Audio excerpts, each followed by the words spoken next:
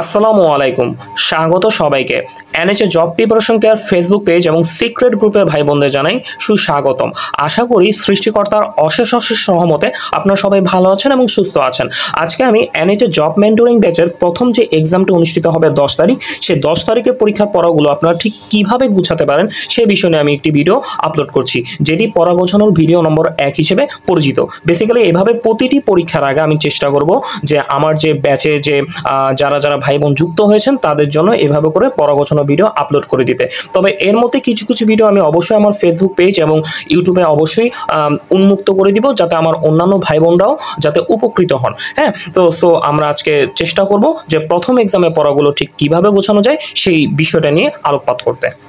তো প্রথমত আমরা যে টপিক নিয়ে কথা বলবো সেটি হচ্ছে বাংলার জন্য যে নির্ধারিত টপিক, সেটি হচ্ছে ভাষা এবং বাংলা ব্যাকরণ এর আলোচ্য বিষয়। এখন ব্যাপারটা হচ্ছে এই টপিকগুলো পড়া আমরা কিভাবে 10 তারিখে পরীক্ষার জন্য গোছাবো সেই বিষয়টি নিয়ে আমি কথা বলবো।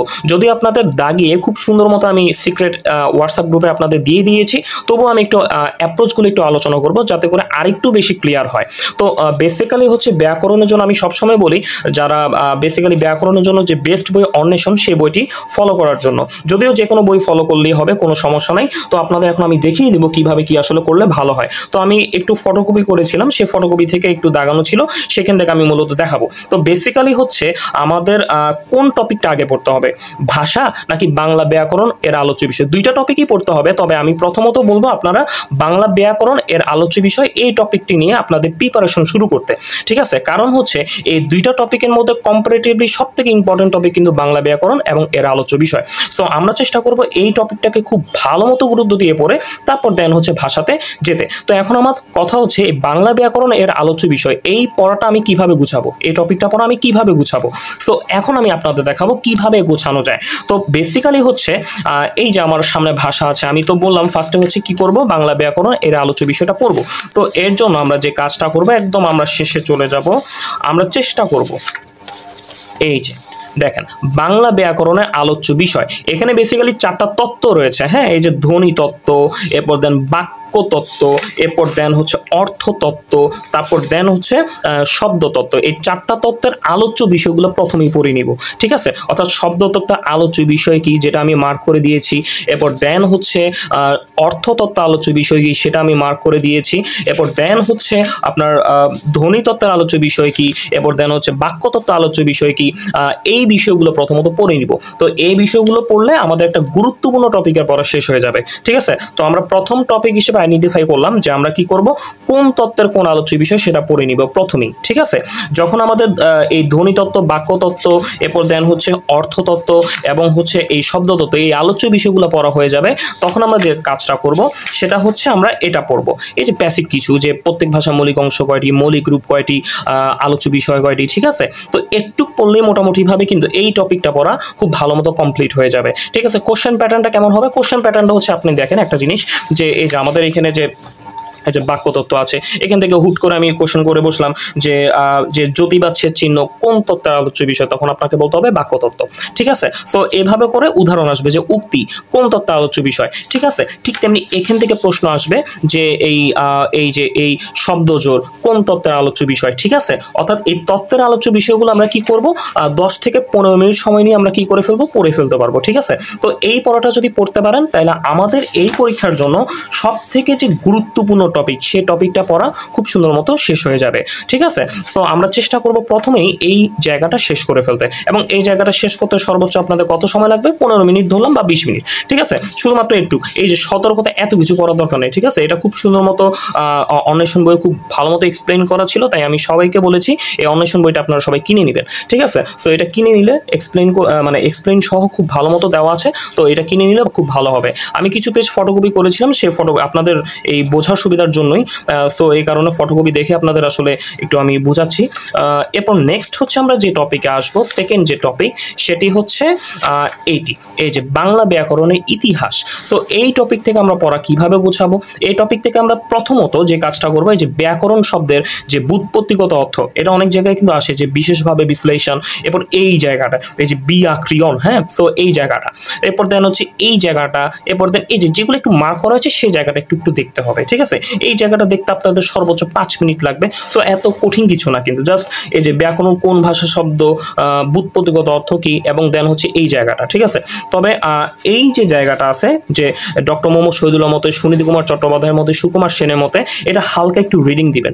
যদিও আসলে বেসিক্যালি এইভাবে পরীক্ষা আসে না, তো তবুও আমরা কি করব, এই তিনটা একটু ধারণা নিব 1 মিনিট। হ্যাঁ, তবে সবচেয়ে বেশি পরীক্ষা যেটি আসবে সেটি হচ্ছে এই যে উপমহাদেশের প্রথম ব্যাকরণ রচয়িতাকে, পর্তুগিজ ভাষায় প্রথম ব্যাকরণ রচয়িতাকে, এরপর দেন হচ্ছে ইংরেজি ভাষায় কে রচয়িতা করেছেন, এরপর দেন প্রথম বাঙালি ব্যাকরণকে, ঠিক আছে, প্রথম বাঙালি ব্যাকরণ রচয়িতা কে ছিলেন। এই যে 4জন যে রচয়িতা, এই 4জন রচয়িতার নাম আমাদের কি করে ফেলতে হবে, পড়ে ফেলতে হবে। এটা একদম মাস্ট। হ্যাঁ, যে পর্তুগিজ ভাষায় কে লিখেছিল প্রথম ব্যাকরণ, উপমহাদেশে প্রথম ব্যাকরণ কে করেছিল, এরপর দেন ইংরেজি ভাষায় কে করেছিল, এরপর বাংলা ভাষায় কে করেছিল। এই যে ন্যাথনাল ব্রাসি হেলহেটের কথা আপনারা জানেন যে 45তম বিসিএসসি কিন্তু কোশ্চেন এসেছিল এই জায়গা থেকে। সো তার মানে ব্যাপারটা হচ্ছে প্রথম যে টপিকটা আমরা বুঝিয়েছি যে সেটা হচ্ছে এই যে এখান থেকে বাংলা ব্যাকরণ আলোচ্য বিষয়, কোন তত্ত্বের কোন বিষয়, খালি জাস্ট সেগুলো একটু পড়তে হবে। দ্বিতীয় কথা হচ্ছে আমাদের কি করতে হবে, এই যে এই বাংলা ব্যাকরণের ইতিহাস থেকে এই যে এই জায়গাগুলো, বিশেষ করে ব্যাকরণের জায়গাটা একটু ভালো মতো দেখে, এরপর দেন হচ্ছে বেসিক্যালি যে উপমহাদেশে প্রথম, পর্তুগিজ ভাষায় প্রথম, এরপর দেন ইংরেজি ভাষায় প্রথম এবং বাংলা ভাষায় প্রথম, এই 4টা নাম খুব ভালো মতো পড়তে হবে। অন্য কিছু পড়েন না পড়েন ওটা কোনো বিষয় না, অ্যাটলিস্ট কে কে রচনা করছে সেই জায়গাটা একটু ভালো মতো দেখতে হবে, ঠিক আছে। তারপর দেন আমরা আসবো যে বাংলা ব্যাকরণ সম্পর্কিত কিছু বিখ্যাত গ্রন্থ এবং রচয়িতা। অনেক সময় আসে যে এই গ্রামার অফ বাঙালি ল্যাঙ্গুয়েজের রচয়িতাকে, ঠিক আছে। সো এরকম একটা গ্রন্থ দিয়ে এরকম রচয়িতা আসতে পারে। তো আমাদের এই যে ইম্পর্টেন্ট কিছু, এটা স্ক্রিনশট মারতে পারেন। হ্যাঁ, স্ক্রিনশট মেরে আসলে দেখতে পারেন যে আসলে কোনগুলো গুরুত্বপূর্ণ। হ্যাঁ, এরপর দেন হচ্ছে আমি এখানে এই যে দাগিয়ে দিয়েছি এই যে, ঠিক আছে। সো এই জায়গাগুলো, এই মার্ক করাগুলো খুব ভালো মতো যদি পড়া যায় তাহলে এর মধ্যে থেকে আসলে কমন আসার সম্ভাবনা থাকে, ঠিক আছে। স্যারও এখানে দেখা গেল যে অন্বেষণ বইয়ের রাইটার শাওন ভাই, উনি নিজেও আসলে গুরুত্বপূর্ণ কিছু জায়গা এখানে মার্ক করে রেখেছেন। সো আমরা এই জায়গাগুলো একটু ভালো মতো দেখব। আর এই ছকটা পড়লে এখানে নিচে যেটা আছে গুরুত্বপূর্ণ কিছু বাংলা অভিধান এবং এর সম্পাদক, এটা আসলে অতটা গুরুত্বপূর্ণ না, ঠিক আছে। সবচেয়ে বেশি গুরুত্বপূর্ণ কিন্তু এটা, তাই আমি এখানে ভিবিআই লিখে রেখেছি। তো আপনারা চেষ্টা করবেন এই দুইটা ছক যাদের জন্য কঠিন মনে হয়, প্রথম ছকটাই শুধুমাত্র ভালো মতো পড়তে, এবং প্রথম ছকের যে জায়গাগুলো মার্ক করা আছে সে মার্ক করা জায়গাগুলো খুব ভালো মতো দেখার জন্য, ঠিক আছে। কারণ এগুলো থেকে আসতে পারে এবং বিগত চাকরির যে পরীক্ষাগুলো সেগুলোতে বেসিক্যালি আসে যে ব্যাকরণ মঞ্জুরিকে রচনা করছে, ব্যাকরণ কৌমুদীকে রচনা করছে। তো এই রচনাগুলো খুব ভালো মতো আমাদের দেখতে হবে। তারপর আমাদের সময় থাকলে, যদি সময় থাকে তখন আমরা এই যে এখানকার যে দাগানোগুলো আছে সেগুলো আমরা একটু পড়বো, ঠিক আছে। যদি সময় না থাকে তাহলে আপাতত স্কিপ করবো। তবে আমার প্রথম পরীক্ষা কিন্তু আমি দিব, কারণ যেহেতু আমাদের টপিক কম, তো টপিক কম হলে তো আমার প্রশ্ন আমার সব জায়গা থেকেই করতে হবে। সো সেই সুবাদে কিন্তু আপনাদের একটু চাপ দিয়ে হলেও পড়তে হবে, কারণ আমাদের গুরুত্বপূর্ণ অগুরুত্বপূর্ণ সব জায়গায় কিন্তু মোটামুটি এখন দেখতে হবে, যেহেতু এটা একটা long plan. So long plan অনুযায়ী আমাদের আসলে গুরুত্বপূর্ণ অগুরুত্বপূর্ণ সব জায়গাকেই খুব ভালো মতো সমানভাবে গুরুত্বপূর্ণ মানে দেখতে হবে। গুরুত্বপূর্ণগুলো ভালো মতো, অগুরুত্বপূর্ণগুলো আমাদের একটু দেখতে হবে। তবে যে সকল ভাই বোন বেশি পড়তে পারেন না তাদের জন্য আসলে মূলত প্রথম ছকটাই এনাফ, ঠিক আছে। তারপর দেন হচ্ছে আমরা আসবো হচ্ছে এটা হচ্ছে ব্যাকরণ সম্পর্কিত কথা। এরপর আমাদের ভাষা থেকে জাস্ট খুব ভালো মতো পড়বেন। এই যে জনসংখ্যার দিক থেকে, মাতৃভাষার দিক থেকে, দাপ্তরিক ভাষা হিসেবে এই যে এই প্লেসগুলো খুব ভালো মতো দেখবেন, ঠিক আছে। এটা হচ্ছে আমাদের প্রথম কাজ, ঠিক আছে। দ্বিতীয় কাজ হচ্ছে আমাদের সাধু ভাষা এবং চলিত ভাষার থেকে কিছু বেসিক তথ্য জানা, ঠিক আছে। এই যে এখানে যেমন হচ্ছে সাধু ভাষার যে প্রাক্কালটা, যদিও সময় এত কিছু আসবে না পরীক্ষায়, তবু একদম মিনিমাম যে নলেজটা আমাদের জানা দরকার সে নলেজগুলো কিন্তু আপনাদের এখানে দিয়ে দেওয়া হয়েছে। আর সাধু ও চলিত রীতির মধ্যে এই যে দুইটা ডিফারেন্স, 3 নাম্বার আর 5 নাম্বার পয়েন্টটা খুব ভালো মতো দেখতে হবে, যে কোন শব্দের আধিক্য বেশি, চলিত রীতিতে কোন শব্দের আধিক্য বেশি, কোন রূপ ব্যবহৃত হয়, কোন পদের রূপটা ব্যবহৃত হয়। সো এই জায়গাটা একটু দেখতে হবে, ঠিক আছে। অতটা গুরুত্বপূর্ণ জায়গা না সার্বিক দিক বিবেচনা, বাট একটু দেখতে হবে, ঠিক আছে। এরপর দেন হচ্ছে আমাদের এই যে এই বাংলা ভাষার উৎপত্তি ও বিকাশ, এই বাংলা ভাষার উৎপত্তি ও বিকাশ থেকে কিছু বেসিক তথ্য, যে এই যে তথ্যগুলো এগুলো বেসিক্যালি আমরা এই যে ঐতর আরণ্যক, আইনি আকবরী, বেসিক্যালি এটা বাংলাদেশ বিষয়গুলিতে পড়ে আসছিলাম। সো এটা আসলে বাংলার জন্য অতটা গুরুত্বপূর্ণ না, কিন্তু যেহেতু আমার টপিক বেসড কোশ্চেন করতেই হবে, সো আমরা জাস্ট এই যে গুরুত্বপূর্ণ যে জায়গাগুলো হাইলাইট করেছি দেখে নিচ্ছেন, এটাই আসলে ইম্পর্টেন্ট। আর লাস্টের জায়গাটা একটু গুরুত্বপূর্ণ, ঠিক আছে। সো এরপর নেক্সট হচ্ছে আমাদের এই যে প্রাকৃত, অপভ্রংশ, ব্রজবল্লী, ঠিক আছে। তো এই জায়গাটা হালকা পাতলা আমরা রিডিং দিব, তবে সার্বিক বিবেচনায় আসলে আমার চর্যাপদে বেসিক্যালি ব্রজবল্লী চর্যাপদের জন্য গুরুত্বপূর্ণ, ঠিক আছে। তো হালকা পাতলা আমরা পড়ে নিব, কিন্তু ব্যাকরণের জন্য অতটা গুরুত্বপূর্ণ না।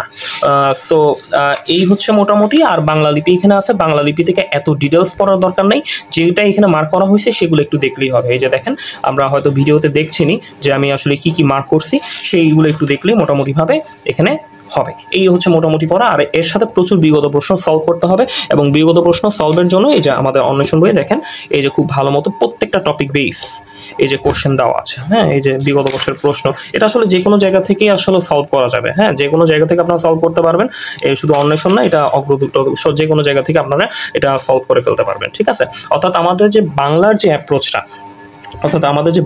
অ্যাপ্রোচটা, সে বাংলার অ্যাপ্রোচটা আমরা কিভাবে কি করব, বুঝতেই পারছি যে প্রথমত আসলে আমরা কি করব।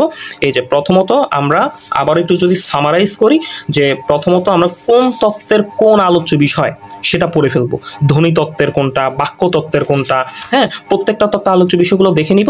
এরপর দেন হচ্ছে আমাদের যে কাজটা করতে হবে, কিছু বেসিক সংখ্যা একটু দেখে নিব। তারপর দেন হচ্ছে এই যে ব্যাকরণ, যে ইতিহাস, যে ইতিহাসের যে নামগুলো বলছি, যে উপমহাদেশের কে, পর্তুগিজ ভাষায় কে, এরপর দেন হচ্ছে ইংরেজি ভাষায় কে, বাংলা ভাষায় কে, এই নামগুলো আমরা খুব ভালো মতো জেনে নিব। তারপর দেন হচ্ছে আপনাদের যেটা বলা হয়েছে যে এখানে এই যে বাংলা ভাষাতে এই যে প্লেসগুলো একটু ভালো মতো দেখতে। এরপর দেন হচ্ছে এই সাধু আর চলিত রীতির জন্য বেসিক্যালি হচ্ছে এই ইম্পর্টেন্ট জায়গাগুলো একটু দেখতে হবে, ঠিক আছে। এই জায়গাগুলো একটু দেখতে হবে। তবে আরেকটা জায়গা ছিল এখানে মনে হয় আসেনি, সেটা হচ্ছে আপনার একটু দেখিয়ে দিই, এখানে সম্ভবত আসেনি। সেটা হচ্ছে এই যে এটা গুরুত্বপূর্ণ কিছু শব্দের সাধু এবং চলিত রূপ, এটা আসতে পারে যে বেসিক্যালি সাধু ভাষার রূপ, এটা হলে চলিত ভাষার রূপ কোনটা, বিশেষ্য, বিশেষণ, সর্বনাম, অব্যয়, ক্রিয়া, এখানে বিভিন্ন পদের আসলে যে রূপটা সেটা একটু আছে, যেটা খুবই গুরুত্বপূর্ণ, সেটা আমাদের আসলে দেখতে হবে, ঠিক আছে। সো এই যে জায়গাগুলো বাংলার জন্য, এই জায়গাগুলো খুব ভালো মতো আপনারা পড়বেন বলে আমি আশাবাদী। এভাবে করে গুছিয়ে পড়েন, ইনশাল্লাহ খুব তাড়াতাড়ি পড়াগুলো গুছিয়ে যাবে। এখন আমরা যে টপিক নিয়ে কথা বলবো সেটি হচ্ছে আমাদের জিকে বাংলাদেশ বিষয়াবলীর যে টপিকটি, সেটা হচ্ছে উপজাতি। সো এই উপজাতি থেকে আমরা কিভাবে পড়া গোছাবো সেটা আমি এখন একটু বলে দিব। তো উপজাতি থেকে পড়া গোছানোর জন্য বেসিক্যালি এটা যে কোনো বই ফলো করা যেতে পারে, তবে আমি বেসিক ভিউকে অনুসরণ করে আসলে মোটামুটিভাবে বলে দিচ্ছি কিভাবে উপজাতি থেকে পড়া গোছাবো। প্রথম কথা হচ্ছে উপজাতির 3টা বেসিক তথ্য, যে সংবিধানের কত নং অনুচ্ছেদে উপজাতিকে নিয়ে আলোচনা করা হয়েছে, বিশ্ব আদিবাসী দিবস কবে, এবং আমাদের বৃহত্তম নৃগোষ্ঠী কে, ঠিক আছে। সো একদম খুব বেসিক তথ্য, এটা আমাদের একদম জানতেই হবে, যেটা আমাদের পড়তে সর্বোচ্চ 1 থেকে 2 মিনিট লাগবে, ঠিক আছে। সো বেসিক্যালি হচ্ছে 3টে ইনফরমেশনের মধ্যে প্রথম 2টা ইনফরমেশনই খুব গুরুত্বপূর্ণ, যে ডেটটা, যে আমরা কত তারিখে আদিবাসী দিবস পালন করি, এবং সংবিধানের কত নং অনুচ্ছেদে বেসিক্যালি উপজাতি নিয়ে কথা বলা হয়েছে। সো এই বেসিক তথ্যটা জানার পর তারপর পরবর্তীতে আমরা দেখব যে বেসিক্যালি হচ্ছে সর্বোচ্চ বসবাসকারী কোথায়, জেলা হিসেবে কোথায় আসলে আদিবাসীরা থাকে, সর্বনিম্ন বসবাসকারী জেলা কোথায় থাকে, ঠিক আছে। এই 2টা তথ্য আমাদের জন্য খুবই খুবই গুরুত্বপূর্ণ, ঠিক আছে। আর হচ্ছে আমাদের সংখ্যার দিক থেকে কে প্রথম, কে দ্বিতীয়, কে তৃতীয়, কে চতুর্থ, ঠিক আছে। সো আমাদের হচ্ছে একদম বেসিক তথ্য, এই যে এখানকার যে 2-3টা তথ্য আর এখানকার যে 2-3টা তথ্য একদম বেসিক, এটা পড়তে আমাদের সর্বোচ্চ 2 থেকে 3 মিনিট বা 4 মিনিট সময় লাগবে, ঠিক আছে। তারপর আমাদের যে সবথেকে ইম্পর্টেন্ট পড়া, এই যেটা পরীক্ষায় আসে বেসিক্যালি হচ্ছে কোথায় কোন উপজাতি কোথায় বসবাস করে, ঠিক আছে। এটা খুবই খুবই গুরুত্বপূর্ণ। এর মধ্যে যে এখানে যে আমাদের গুরুত্বপূর্ণগুলো সেগুলো আমি মার্ক করে রেখেছি, কোনগুলো আসলে সবথেকে বেশি পরীক্ষায় আসে, এবং যেটা মনে করেন অগুরুত্বপূর্ণ জায়গা থেকেও কোনগুলো পড়া যেতে পারে সেটাও এখানে মার্ক করা হয়েছে। যেমন কোচ এবং কোল, এগুলো কিন্তু আমরা দেখি না যে আসতে, তবুও এখানে মার্ক করা হয়েছে, কারণ এগুলা সামনে আসলেও আসতে পারে। সবসময় যে চাকমা, মারমা, ত্রিপুরা দিয়ে প্রশ্ন হবে বিষয়টা কিন্তু এমন না। সো আমাদের কিন্তু ওইভাবে প্রিপারেশন নিয়ে রাখতে হবে যে গুরুত্বপূর্ণ অগুরুত্বপূর্ণ সব জায়গায় আমাদের মোটামুটিভাবে একটা ভালো ধারণা রাখতে হবে।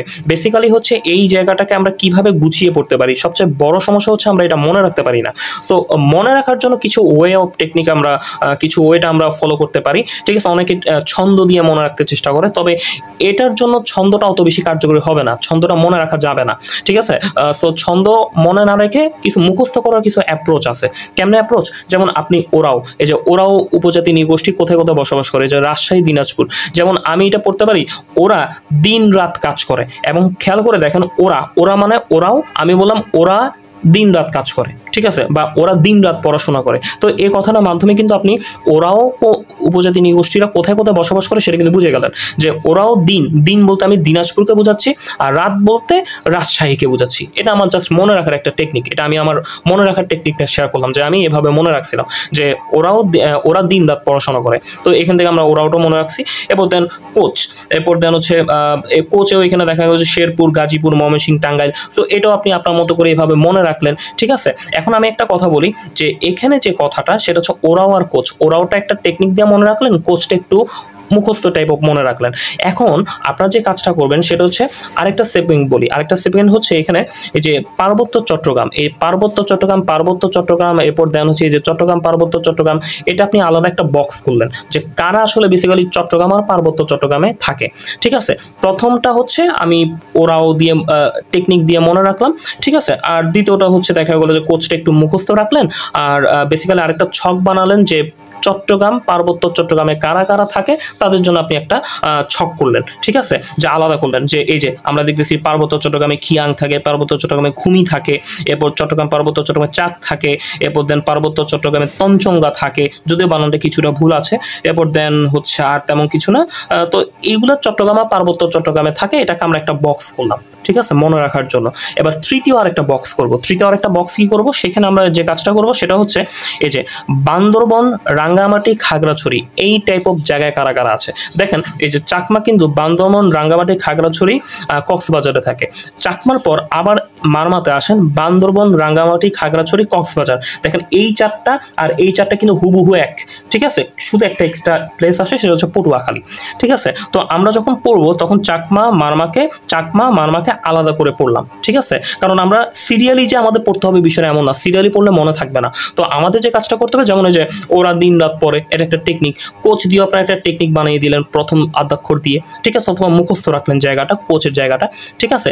এই ওরাও আর কোচের পর সেকেন্ড সেগমেন্টকে আপনার কি বলেছি, যে চট্টগ্রাম আর পার্বত্য চট্টগ্রামকে একটা বক্স করবেন। এই যে চট্টগ্রাম, পার্বত্য চট্টগ্রাম কে কে, যে খিয়াং, খুমি, এরপর দেন হচ্ছে তঞ্চঙ্গা, ঠিক আছে, এরপর দেন ত্রিপুরা, যারা যারা চট্টগ্রাম আর পার্বত্য চট্টগ্রামে থাকে।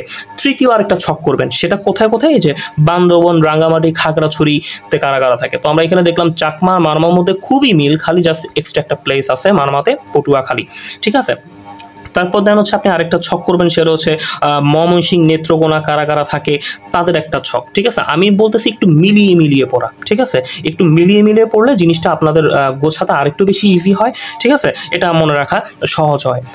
আর এখান থেকে প্রশ্ন হয় সব সময়। এবং আরেকটা জিনিস করবেন, সেটা হচ্ছে এখানে আমি দেখবেন যে একটু লাল মার্ক করা মানে হচ্ছে এই যে কোচ যে চারটা জায়গায় থাকে, চারটা জায়গায় বেসিক্যালি থাকে, চারটা জায়গার মধ্যে তো সমভাবে থাকে না, একটা জায়গায় একটু বেশি থাকে। তো প্রশ্ন আসতে পারে যে কোচ উপজাতি নৃগোষ্ঠীরা বেসিক্যালি প্রধানত কোথায় সবচেয়ে বেশি থাকে, তখন আমরা বলবো শেরপুর, ঠিক আছে, কারণ এই চারটা প্লেসে থাকে কিন্তু সমভাবে তো থাকে না, একটা জায়গায় একটু বেশি, অন্য জায়গা কম। ঠিক তেমনি দেখেন যে গারো কোথায় সবচেয়ে বেশি থাকে, ময়মনসিংহে বেশি থাকে। চাকমারা কোথায় বেশি থাকে, রাঙ্গামাটি আর খাগড়াছড়িতে তাদের বসবাসটা সবচেয়ে বেশি। 1 নম্বরে হচ্ছে রাঙ্গামাটি, 2 নম্বরে হচ্ছে খাগড়াছড়ি, ঠিক আছে। সো এই জায়গাটা। এরপর দেন মণিপুরীরা বেসিক্যালি হচ্ছে সিলেটে সবচেয়ে বেশি থাকে, মারমারা থাকে হচ্ছে বান্দরবনে সবচেয়ে বেশি। এরপর দেন আমি একটা জিনিস দেখেন, যে রাখাইন আর হচ্ছে সাঁওতাল, রাখাইন কিন্তু বান্দরবনে সবচেয়ে বেশি থাকে, কিন্তু বান্দরবন জায়গাটা এখানে মিস হয়ে গেছে। সো অ্যাজ হাউ, সো এটা একটু যোগ করে দিতে পারেন। এবং সাঁওতালরাও সবচেয়ে বেশি থাকে কিন্তু রাজশাহীতে এবং দিনাজপুরের নামটা আছে, রাজশাহী নামটা এখানে নাই, তো আপনারা কি করবেন, অ্যাড করে নেবেন। তারপর দেন হচ্ছে হাজংও কিন্তু বেসিক্যালি ময়মনসিংহ জায়গায় সবচেয়ে বেশি থাকে। এখান থেকে কোশ্চেন 2 ক্যাটাগরির হয় বেসিক্যালি, হচ্ছে যেমন হচ্ছে চাকমা কোথায় প্রধানত থাকে এবং চাকমা প্রধানত কোথায় সবচেয়ে বেশি থাকে। একটা হচ্ছে কোথায় থাকে আর একটা কোথায় বেশি থাকে। তো বেসিক্যালি কোথায় থাকে এটা পড়ার জন্য তো আমাদের 4টা প্লেসের নামই মনে রাখতে হবে। আর বেশি কই থাকে, বেশি থাকলে যে এগুলো আমি লাল মার্ক করে দিয়েছি সেই সব জায়গায় বেশি থাকে। সো এই 2 ধরনের কোশ্চেনই বেসিক্যালি কিন্তু এই জায়গা থেকে কিন্তু আসে, এবং একটু সময় নিয়ে এটা একটু পড়তে হবে। আপনার একটু সময় দেন এটার প্রতি, কিভাবে সেগমেন্ট ওয়াইজ প্রথম 2-3টে হচ্ছে আপনার একটু টেকনিক দিয়ে পড়বেন, যেটা আমি বেসিক্যালি একটু টেকনিক দিয়ে পড়ি। এবং তৃতীয়ত হচ্ছে ওই যে দ্বিতীয়ত আমি বলছি চট্টগ্রাম, পার্বত্য চট্টগ্রামগুলোকে আলাদা করবেন। তৃতীয়ত রাঙ্গামাটি, বান্দরবন, খাগড়াছড়িকে আলাদা করবেন। চতুর্থত সিঙ্গেল ডিজিটগুলো, যেমন কোল রাজশাহী বিভাগে, খাসিয়া সিলেট বিভাগে, এই সিঙ্গেল ডিজিটগুলোকে আলাদা করবেন। তো ওই আলাদা আলাদা জায়গাগুলোকে বেশি বেশি করে পড়ে লিখবেন, লিখে এরপর দেন হচ্ছে আপনারা নিজের কাছে বারবার প্র্যাকটিস করবেন, ঠিক আছে। তারপর নেক্সট হচ্ছে আমরা যে টপিকে যাব সেখানে হচ্ছে এই যে দেখেন বাংলাদেশে বসবাস করা কোন উপজাতি নৃগোষ্ঠী সেটাও আমরা জানি। এই যে এখানে মোটামুটি পাঙ্গন, লাউয়া, মিকির এবং কাছারি মার্ক করা আছে, এগুলো একটু দেখবেন। এবং আরেকটু দেখতে হবে উপজাতির সংখ্যা কোন জেলায় বেশি। যেমন আমরা দেখতেছি সবচেয়ে কম রাঙ্গামাটিতে, সবচেয়ে বেশি মৌলভীবাজারে। এই যে তথ্যটা আমাদের ইম্পর্টেন্ট, এগুলো আমাদের দরকার নেই, ঠিক আছে, শুধু শুধু এগুলো দরকার নেই। এবং এইখান থেকে আমাদের দেখতে হবে মোটামুটিভাবে এই যে কিছু বেসিক তথ্য, যে হাজং সম্প্রদায় নিয়ে, এরপর দেন সিলেটে কারা থাকে, রাঙ্গামাটি, বান্দরবান, খাগড়াছড়ি কোথায় থাকে, সেটা আমরা আগের ছকে আমরা মূলত এগুলো দেখে আসছি। সো এইগুলো পড়তে বেশি একটা বেগ পেতে হবে না, ঠিক আছে। আর এখানে যে মাতৃতান্ত্রিক, এটা খুবই ইম্পর্টেন্ট, যে মাতৃতান্ত্রিক উপজাতি কারা, পিতৃতান্ত্রিক উপজাতি কারা। মাতৃতান্ত্রিক হচ্ছে গারো খাসিয়া, বাকিগুলো হচ্ছে পিতৃতান্ত্রিক। সো এটা আমরা এভাবে মনে রাখতে পারবো। তারপর দেন হচ্ছে আমাদের যেটা পড়তে হবে, অবশ্যই বিগত প্রশ্নগুলো সলভ করবেন, হ্যাঁ। আর এখান থেকে কিভাবে পড়তে হবে সেটা হচ্ছে গুরুত্বপূর্ণ জায়গাগুলো মার্ক করে আপনাদের অলরেডি দিয়েছি। তবে বেসিক্যালি আমরা যে কাজটা করব, অনেকে আমরা চেষ্টা করি যেটা, সেটা হচ্ছে চাকমা নিয়ে আমরা খুব ভালো মতো পড়তে, চাকমা পড়ে এরপর দেন চাকমার প্রশ্নগুলো সলভ করি। তবে এই উপজাতি পড়ার ক্ষেত্রে আপনারা যে কাজটা করবেন, যে চাকমার যখন উৎসব পড়বেন তখন চেষ্টা করবেন যে চাকমার উৎসব যখন পড়া হবে, গারোর উৎসবটা কি সেটা পড়ে নিতে। এই যে গারোর উৎসব যেমন ওয়ানগালা, এরপর দেন হচ্ছে চাকমার উৎসব হচ্ছে বিজু, ঠিক আছে, চাকমার উৎসব, এরপর দেন হচ্ছে গারোর উৎসব, এরপর দেন হচ্ছে বেসিক্যালি ত্রিপুরার উৎসব, ঠিক আছে। এই যে ত্রিপুরার উৎসব হচ্ছে নববর্ষ বা বৈশাখ, মানে ব্যাপারটা হচ্ছে উৎসব পড়লে সব উৎসব একসাথে পড়ে ফেলবেন, ঠিক আছে, কারণ একসাথে সবগুলো পড়লে আপনার মনে থাকবে না এই জায়গাগুলো। সো উৎসব যখন পড়বেন সব উৎসব একসাথে পড়বেন। ঠিক তেমনি যখন আপনারা ধর্ম পড়বেন, যে চাকমার ধর্মটা কি, চাকমার ধর্ম যখন পড়বেন তখন অ্যাজ ওয়েল অ্যাজ মারমার গারোর ধর্মটাও পড়ে ফেলবেন, এরপর দেন হচ্ছে ত্রিপুরার ধর্মও পড়ে ফেলবেন, ঠিক আছে, এরপর দেন হচ্ছে আবার মুরংয়ের ধর্মটাও পড়ে ফেলবেন। মানে এক টাইপ জিনিসগুলো সব জায়গা থেকে পড়তে হবে। ঠিক তেমনি আবার পড়লে যেমন হচ্ছে চাকমারা কোথায় বসবাস করে, এটা তো আপনারা এখানে পড়া হয়ে গেছে, ওই যে আমরা আগের ছকে যেগুলো পড়ে আসছি ওইখানে আসলে বেসিক্যালি ছিল। আরও পড়তে পারি চাকমার বংশধর কোনটা, ঠিক আছে, যদিও বেসিক্যালি পরীক্ষায় আসে না। বেসিক্যালি এই ধর্ম, উৎসব, গ্রাম প্রধান এগুলো নিয়ে বেসিক্যালি প্রশ্ন হয়। অর্থাৎ আমরা যখন পড়বো তখন আমরা কিভাবে পড়বো, এইভাবে পড়বো, যে যখন চাকমার উৎসব পড়বো তখন আমরা অ্যাজ ওয়েল এস গারোর উৎসবও পড়ে ফেলবো, এরপর দেন হচ্ছে এই ত্রিপুরার উৎসবও পড়ে ফেলবো। এটা দেখেন এখানে কিন্তু একটা আলাদা একটা জায়গায় মার্ক করা আছে, এই যে জায়গাটা দেখছেন, এই শূন্য মতো এইভাবে পড়তে হবে, ঠিক আছে। এখানে উৎসবগুলো মার্ক করা আছে। এবং আরেকটা জিনিস দেখতে হবে, সেটা হচ্ছে এই উপজাতিদের সাথে জড়িত যে প্রতিষ্ঠানগুলো প্রথম তিনটা, এই প্রথম তিনটার অবস্থান এবং প্রতিষ্ঠাকাল একটু ভালো মতো দেখতে হবে। যদি আমি এখানে আরও 5 আর 7 দাগিয়েছি, তবে মোস্ট ইম্পর্টেন্ট প্রথম তিনটা। সো এই প্রথম তিনটা সম্পর্কে ভালো ধারণা রাখতে হবে। আর হচ্ছে বেসিক্যালি আমাদের দেখতে হবে উপজাতিদের ধর্ম। এটা আসলে যে আমি যে অ্যাপ্রোচের কথা বললাম, যে প্রত্যেকটা উপজাতির কিন্তু ধর্ম পড়লে ধর্ম শেষ, উৎসব পড়লে উৎসব শেষ, ঠিক আছে, এরপর দেন গ্রাম প্রধান বললে গ্রাম প্রধান শেষ, এভাবে করে ধরে ধরে পড়তে হবে, ঠিক আছে। আপনি যদি এখন সাঁওতাল নিয়ে একদম সব পড়তে চান তাহলে কিন্তু পড়া মাথায় থাকবে না দিন শেষে, প্রথম মনে থাকলেও পরবর্তীতে মনে থাকবে না। সো আমরা যখন পড়বো কি করব, যেমন সাঁওতালের যখন ধর্ম পড়বো অ্যাজ ওয়েল এস আমরা রাখাইনের ধর্ম পড়ে ফেলবো, চাকমার ধর্মও পড়ে ফেলবো। সো এইভাবে করে আসলে মোটামুটিভাবে আমরা শেষ করব। এবং নেক্সট হচ্ছে আরেকটা অগুরুত্বপূর্ণ টপিক, যে ক্ষুদ্র নৃগোষ্ঠীর উল্লেখযোগ্য ব্যক্তি এবং উল্লেখযোগ্য ঘটনা। এখানে বেসিক্যালি হচ্ছে সাঁওতাল বিদ্রোহ, চাকমা বিদ্রোহ, মানবেন্দ্র নারায়ণ লার্মা এবং জ্যোতির্বিন্দু বদিপীয় লার্মা, এই চারজন সম্পর্কে একটু তথ্য দেওয়া আছে। যদিও অত বেশি একটা ইম্পর্টেন্ট না, কিন্তু পরীক্ষা হিসাবে যদিও আমি একটা হয়তো দিতে পারি, কারণ তবে ওভারঅল পরীক্ষার বিবেচনা অন্যান্য পরীক্ষার জন্য অতটা গুরুত্বপূর্ণ না। তাই যাদের জন্য পড়া বেশি কঠিন হয়ে যায় তারা এই অংশটুকু স্কিপ করতে পারেন। তবে এখানকার যে লাইনগুলো, অ্যাটলিস্ট এই বুলেট পয়েন্টগুলো একটু দেখতে পারেন, যেটা আমি মার্ক করে দিচ্ছি আপনাদের জন্য, ঠিক আছে। আপনারা হয়তো দেখতেই পাচ্ছেন, স্ক্রিনশটও নিয়ে নিতে পারেন হয়তো। এরপর নেক্সট হচ্ছে আমরা লাস্ট যে টপিকটা, সেটা হচ্ছে পার্বত্য চট্টগ্রাম বিষয়ক মন্ত্রণালয়। এটা খুবই খুবই খুবই গুরুত্বপূর্ণ টপিক, হ্যাঁ। এটা আমাদের কি কি পড়তে হবে, বেসিক্যালি কবে গঠন হয়েছে, হ্যাঁ, এটা একটু দেখতে হবে। এরপর দেন আমাদের হচ্ছে এই যে সদস্য সংখ্যা কত, এরপর দেন বর্তমান চেয়ারম্যানকে, ঠিক আছে, এরপর কিছু তথ্য। এই তো মোটামুটিভাবে এগুলো জানলেই পার্বত্য চট্টগ্রাম বিষয়ক মন্ত্রণালয় থেকে তাইলে মোটামুটি হবে। আরেকটা আসতে হচ্ছে পার্বত্য চট্টগ্রাম শান্তি চুক্তি, এটা বেসিক্যালি কবে স্বাক্ষর হয় এবং কয়টি ধারার কথা এখানে উল্লেখ আছে। সো এগুলো মোটামুটিভাবে দেখলে আপনার উপজাতি সম্পর্কে পড়া হয়। তবে আমাদের সব থেকে গুরুত্বপূর্ণ টপিক, সবচেয়ে বেশি টাইম ইনভেস্ট করতে হবে কিন্তু এই জায়গায় একটু টাইমটা ইনভেস্ট করতে হবে, এবং কিছু ক্যাটাগরি ধরে ধরে কিছু টেকনিক। এরপর দেন হচ্ছে চট্টগ্রাম, পার্বত্য চট্টগ্রামে কারা থাকে, এরপর রাজশাহী, বান্দরবন, খাগড়াছড়ি, ওইসব জায়গায় কারা কারা থাকে, আলাদা করে টেকনিক ওয়াইজ একটু ছক করতে হবে। এই ছক করে আপনাদের পড়লে জিনিসটা খুব ভালো মতো মাথায় থাকবে ইনশাল্লাহ। তারপর আমি লিখিত নিয়ে কথা বলবো। এই লিখিতর প্রিপারেশনগুলো আমরা কিভাবে একটু নিব সেটা নিয়ে একটু বলবো। বেসিক্যালি হচ্ছে প্রথমত আমি এখানে বলছি বাক্যশুদ্ধি নিয়ে কথা বলতে। বাক্যশুদ্ধি 35 থেকে 45তম বিসিএস আসা লিখিত প্রশ্ন। এই যে আমি আপনাদের অলরেডি হচ্ছে এই যে দেখেন পিডিএফ করে দিয়ে দিয়েছি যে 35 থেকে 45তম পর্যন্ত, এটা আমাদের প্রিলিতেও হেল্প করবে।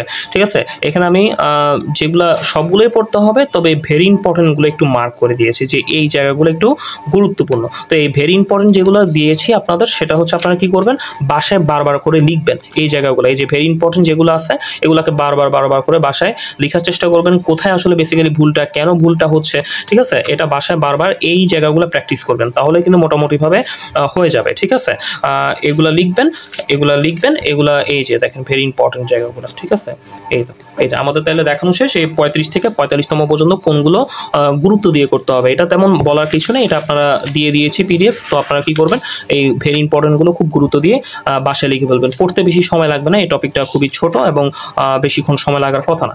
দ্বিতীয়ত হচ্ছে আমাদের এদিকে আছে যে বাসার কাজ বলতে আপনাদের কিছু করে আমার হোয়াটসঅ্যাপ গ্রুপে জমা দিতে হবে। আপনাদের ওইটার জন্য একটা আলাদা সেকশন করা হয়েছে। বলেছিলাম যে 10 তারিখের মধ্যে বেসিক্যালি এই যে ট্রান্সলেশন, যেটা প্যাসেজ বেসড 43তম বিসিএস আর কম্বাইন্ড 9 ব্যাংকস দুইটাকে প্র্যাকটিস করতে হবে। প্র্যাকটিস করে না দেখে 43তম বিসিএস একটা লিখে আমাকে জমা দিতে হবে। তো বেসিক্যালি হচ্ছে এখানে এই যে আমি একটু দেখি যে 43তম বিসিএস আপনাদের দিয়ে দেওয়া হয়েছে, যদিও এই যে এই 43তম বিসিএস এর প্রশ্ন 219 পেজ, এখানে সুন্দর মতো 219 পেজ। ট্রান্সলেশন পড়ার বেসিক্যালি নিয়ম হচ্ছে আপনাদের প্র্যাকটিস। ঠিক আছে, এই যে 219 পেজ আছে, এই যে 43তম বিসিএস। তো এ দেখেন এটা হচ্ছে প্যাসেজ, এই প্যাসেজ বেসডটা। তো এই প্যাসেজটা এখানে প্রথম বাক্য, দ্বিতীয় বাক্য, প্রত্যেকটা বাক্য ধরে এখানে ট্রান্সলেশন করা আছে। ঠিক আছে, তো ট্রান্সলেশন করার হচ্ছে আপনাদের যে কাজটা করতে হবে, প্র্যাকটিস করতে হবে। এই ট্রান্সলেশনগুলো যত বেশি ডেলি করে প্র্যাকটিস করতে থাকবেন, তত বেশি করে যেটা হবে আপনাদের আননোন কিছু ওয়ার্ড, এই যে কিছু গুরুত্বপূর্ণ শব্দগুলো, এগুলো কি করবেন, খাতায় লিখে সেই শব্দগুলো মানে বোঝার চেষ্টা করবেন। এভাবে করে যেমন আপনারা যদি 100টা প্যাসেজ বেসড ট্রান্সলেশন করতে পারেন, এক্ষেত্রে যে কাজটা হবে, ট্রান্সলেশনের উপর যে একটা ভীতি সেটা আস্তে আস্তে কমতে থাকবে। ঠিক আছে, তো এটার জন্য যে কাজটা করতে হবে, আমি এই যে প্রতিদিন যে দুটো করে, মনে হয় দুটো করে রাখা হয়েছে। সো এই দুটো করে আপনার প্যাসেজ যতটা কষ্ট হোক না কেন আপনারা প্র্যাকটিস করতে থাকবেন। ঠিক আছে, তো এই প্র্যাকটিস করলে জিনিসটা মোটামুটিভাবে হবে, এবং ট্রান্সলেশনের কিছু বেসিক নিয়ম আছে সেটা আপনাদের দিয়ে দেওয়া হবে। ঠিক আছে, ওই বেসিক নিয়ম প্লাস হচ্ছে প্র্যাকটিসের উপর কোনো কিছু নেই। এই প্র্যাকটিস করতে থাকলে ইনশাল্লাহ আপনাদের এই ট্রান্সলেশনগুলো ক্লিয়ার হবে। এবং কম্বাইন্ড 9 ব্যাংকস FI 2023 এটা একটু দেখাই দিই যারা পারনি, বা এটা তো দেখিয়ে দিই। এটা হচ্ছে বেসিক্যালি হচ্ছে আর কোথায়, এটা হচ্ছে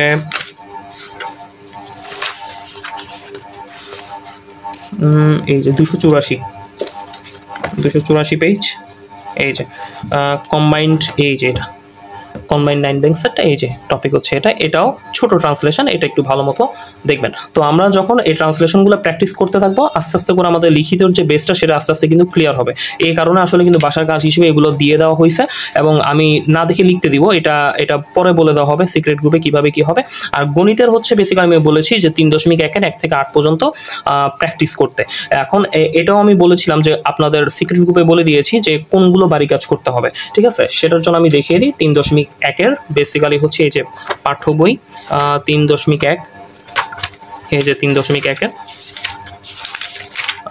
আচ্ছা 3.1 এই তো। সো 3.1 এই যে দেখেন, সো 3.1 আমি বলেছি যে 1 থেকে কত পর্যন্ত, 8 পর্যন্ত সকলকে করতে। তো এর মধ্যে হচ্ছে 1 এই যে 2 নাম্বারটা, 4 নাম্বারটা, এরপর 6 নাম্বারটা, এরপর 7 আর 8 এগুলো হচ্ছে বাড়ি কাজ করবেন, এবং 2 হচ্ছে 2 নাম্বার আর 4 নাম্বারটা বাড়ি কাজ করবেন।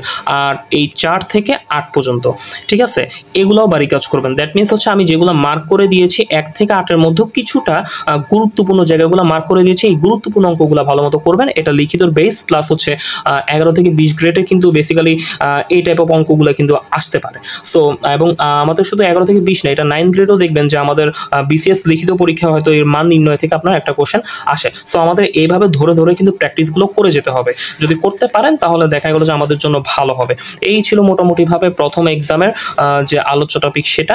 ঠিক আছে, সো এভাবে করে দ্বিতীয় পরীক্ষার আগে, যেমন 13 তারিখ, আমি চেষ্টা করব 10 তারিখের রাতেই এই 2 নম্বর পরীক্ষার পড়া কিভাবে গোছাবেন সেটা আমি দিয়ে দিতে। ঠিক তেমনি আমাদের তৃতীয় পরীক্ষা 16 তারিখ, তো আমি চেষ্টা করব এই যে 13 তারিখ সেকেন্ড পরীক্ষা শেষ হওয়ার পরই এই পড়া গোছানো ভিডিওটা মূলত দিয়ে দিতে।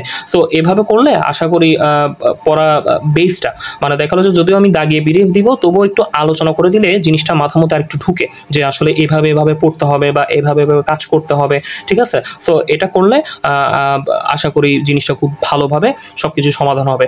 আর এখানে বেসিক্যালি হচ্ছে আমার এই যে মেন্টরিং ব্যাচে যারা যারা অ্যাড হয়েছেন তারা অনেকে হয়তো দেখা গেল যে কিভাবে কার্যক্রম পরিচালিত হবে জানেন, বা অনেকেও এখনো জানেন না যে বেসিক্যালি আসলে কি। এই দেখেন কত বড় একটা প্ল্যান, পুরো 1 বছর ব্যাপী চলতে থাকবে, ঠিক আছে। বেসিক্যালি হচ্ছে এখানে কি আছে, পড়া গোছানো ভিডিও প্রতিটা পরীক্ষার আগে এটা আমি দিয়ে দিব আপনাদের।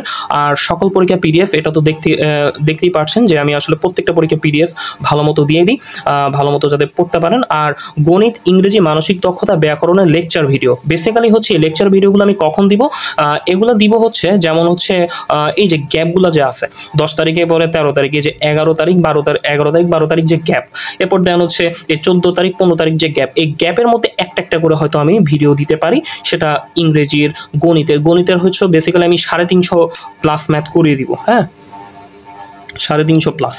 তো এর মধ্যে কিছু ভিডিও আমি উন্মুক্ত করে দিব সকলের জন্য, এটা যাতে সকলের জন্যই ভালো হয়। ইংরেজি গ্রামারেরও কিছু ভিডিও আমি উন্মুক্ত করে দিব।